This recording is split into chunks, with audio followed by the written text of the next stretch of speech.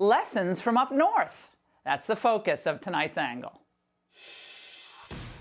All right, just when you think that CNN can't sink lower, they surprise you.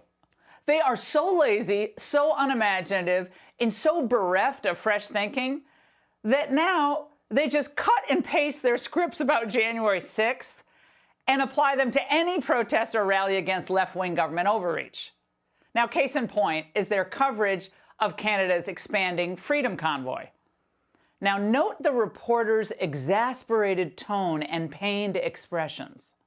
State of emergency in place in Ottawa, where the police chief says COVID protests are a, quote, nationwide insurrection driven by madness. Just think of the language. I know it sounds familiar to you, right? A threat to democracy, an insurrection, sedition. Things have quieted down a bit, but that does not take away from the basic truck-in, right? The sit-in. Sitting senators, at least one sitting governor are supporting these people from the United States. The police chief has a message for them.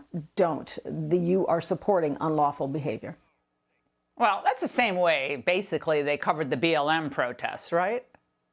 This is Atlanta, a bit of the outrage expressed across the country. This is right outside of CNN World Headquarters. They broke the glass that was right in front. It's not the main entrance to the CNN building. They didn't break the main entrance, just some of the glass. It was like their building in Atlanta.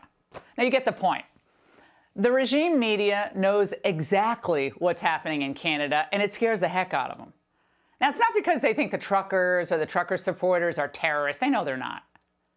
But they're scared because if usually mild-mannered Canadians have figured things out that most of what their governments did to fight COVID was insanely destructive, then how can liberals here possibly think for 1 second that they're going to keep this COVID theater going on in the United States for much longer? So back to CNN. Rather than seriously reporting on these unprecedented grassroots protests, the CNN and the backbenchers denigrate or dismiss them. I'm telling you tonight, this is a huge mistake. People and viewers follow strength and courage, not small men like Jeff Zucker or the dewy-faced Justin Trudeau, who, as far as we can tell, is still hiding in an undisclosed location tonight. For 2 weeks now, Canada has seen what happens to a supposedly free people when they're pushed to the brink. Out-of-touch provincial governments, drunk on their own power, thought that they could keep Canadians subdued with these COVID rules forever. But they were wrong. The situation in Canada is a preview of what would have happened here if we didn't have a strong populist movement that listens to America's working-class voters. In Canada, workers have a lot less hope than we have here, so they're turning to more radical actions. For years, Canada's mainline leaders, like our establishment here, frankly, did everything they could to help China at the expense of their own people. Then came woke ideology and condemnations of Canadian history and patriotism. Unlike here, where populists in the GOP were able to take over their party and offer an alternative governing approach, the Canadian Conservative Party was led by a limp-wristed moderate who tried to pull his party to the left. It's crazy. But let's review what happened in Canada just over the past few years. In June of 2020, BLM radicals took over Parliament Hill in Ottawa. Naturally, pretty boy Trudeau was there to take a knee.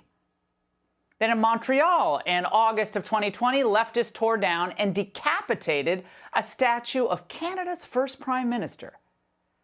In July 2021, the Liberal mob cheered as they tore down statues of Queen Victoria and Queen Elizabeth II. So what has this all taught average Canadians? That their government is more concerned about heaping more and more restrictions and rules on the working class and sucking up to the wokesters than standing up to the radical left. And by hammering working-class Canadians while enabling and praising the leftists, those in charge were inviting a blow-up, and boy, have they gotten one. At least the Conservative Party at this point in Canada is looking for new leadership, though. The Canadian Liberal Party is stuck with its positively boosted cutie pie, who doesn't like other boys playing in his sandbox.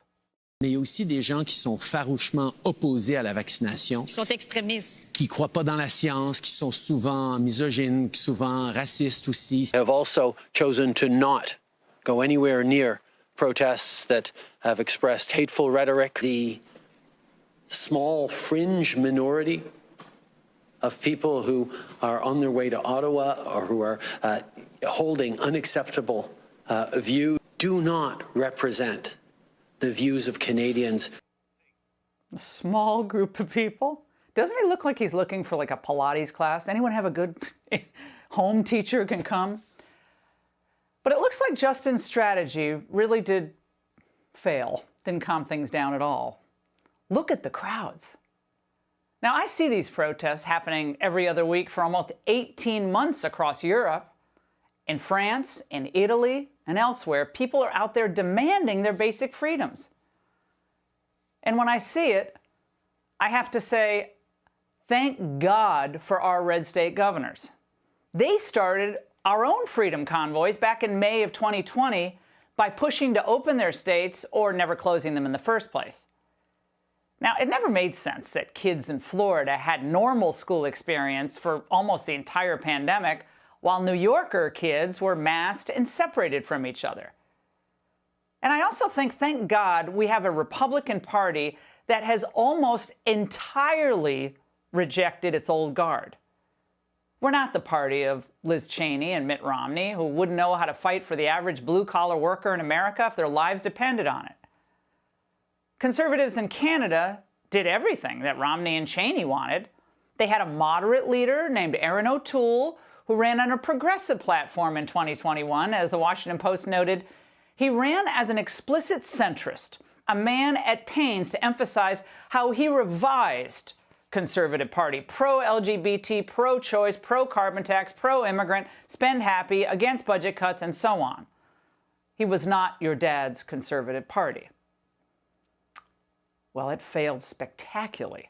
As a result, the Liberals were still able to cling to power in the 2021 election there. So many working-class Canadians saw how this all worked out, and they essentially, for at least now, they gave up on a political solution. And now Canada's problems are bigger than ever. But here, thankfully, things are different, and tens of millions of us see real reason for hope. It's a fact that the movement Trump began has already taken power in many states. School boards, man, they're looking over their shoulders now, aren't they? People are demanding more law enforcement, given the crime rates, and Hispanics are moving to the GOP in record numbers. We have an incredible new Hispanic voice later on in the show. You got to stick around for that. And even some blue states are starting to drop their mandates. So will we need our own trucker rally to end all of this insanity once and for all? I thought not, until Biden spoke through Psaki today. Back on the mask mandate question in New Jersey and other states, the CDC is still recommending universal masking in schools. That's correct, and that still remains our recommendation. Just think, honking, really loud honking, may keep Joe from his usual 12 hours of sleep a night.